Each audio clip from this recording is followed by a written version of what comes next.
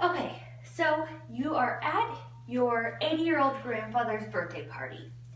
You're eating, playing games, talking to your friends and family, when suddenly you look over and Grandpa's clutching at his chest. He falls to the ground. You run over there and he's not responding to you, not breathing. What do? Does anybody know? Nobody? You perform CPR. CPR stands for cardiopulmonary resuscitation. It is a series of chest compressions combined with deep breathing. Cardiopulmonary resuscitation, or CPR, is a life-saving technique useful in many emergencies, including heart attack or near drowning, in which someone's breathing or heart rate has stopped. That's the definition from the mayoclinic.org from March 2016. I work in healthcare. I am CPR certified and I have been for the last 5 years now. And I've also had to use CPR. The main points I'll cover today are the tools you need other than just the basic CPR that are taught in a CPR class. The fact that employers are now requiring many of their employees to be CPR certified, and the fact that you may be able to save a life. We'll begin with the first main point, which is there are more than just the basic life-saving techniques involved in a CPR course. They'll also teach you other life-saving tasks along with that. CPR is done when a person is unconscious or unresponsive and has no pulse or no breathing. Chest compressions done with the heel of the hand along with deep breathing into the mouth is how CPR is done. There's also hand-only CPR. Some people are a little bit leery of giving a complete stranger CPR, especially using the mouth-to-mouth.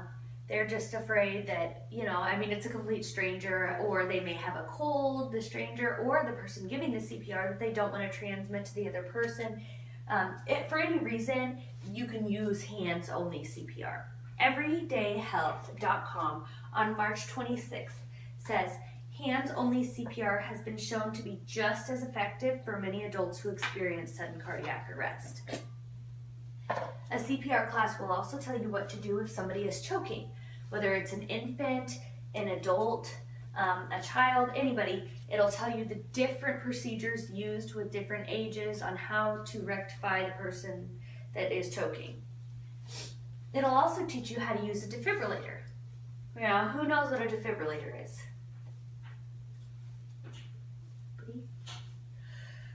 You'll probably know after this description.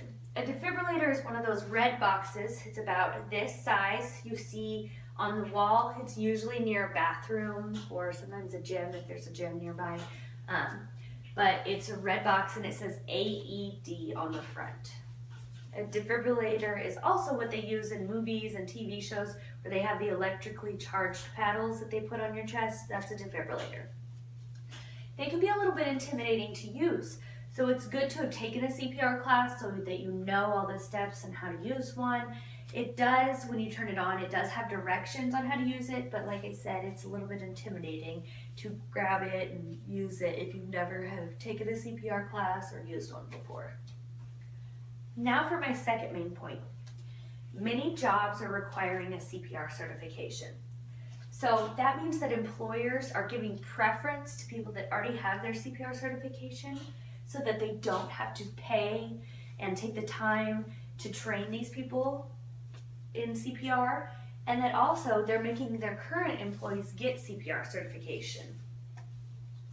According to OSHA.gov, as of April 1st, medical literature establishes that for serious injuries, such as those involving stopped breathing, cardiac arrest, or uncontrolled bleeding, first aid treatment must be provided within the first few minutes to avoid permanent medical impairment or death. Basically, what employers want is all of their employees to be trained in CPR so that if somebody passes out during the shift, somebody can help them and they won't suffer impairments or even the loss of life. Jobs that do require certification include healthcare professionals, which is fairly obvious, but also police, firefighters, coaches, personal trainers, child care providers, even construction workers are required to have a CPR certification. Anybody working with people that are at a higher risk for cardiac distress are going to need the CPR certification. I mean, these people with high endurance jobs or people that already have an existing heart condition, they're going to be at a higher risk, and so they're going to need people around them that are CPR certified, and that's why these employers want that CPR certification. Now for my third and final point, and arguably the most important point. You could save somebody's life. If that's not enough to make you want to get your CPR certification, I don't know what is. You could keep somebody alive until first responders arrive on the scene and take over for you. You could save the life of a stranger, whether you're at your child's basketball game and one of the kids passes out on the floor, or you're at a family event and like my story from the beginning, grandpa passes out and somebody needs to perform CPR. That could be you. It could be the life of somebody you love that you're saving, just like grandpa, or your child could roll off the bed and hit their head and need CPR to go ahead and, get all their systems up and running again. A story on redcross.org from March 26th went like this.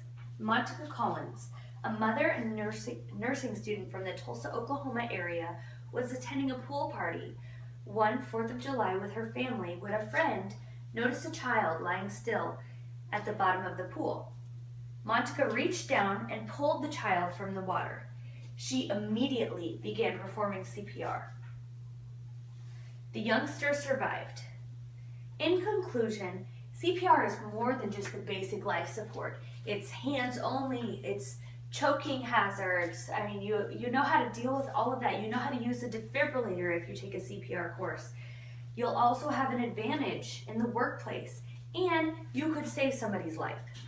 CPR courses are offered all the time, at least once a month, and it depends on your area. In a more rural area, it's not going to be offered as much, but in a higher population city, it's going to be offered almost every day.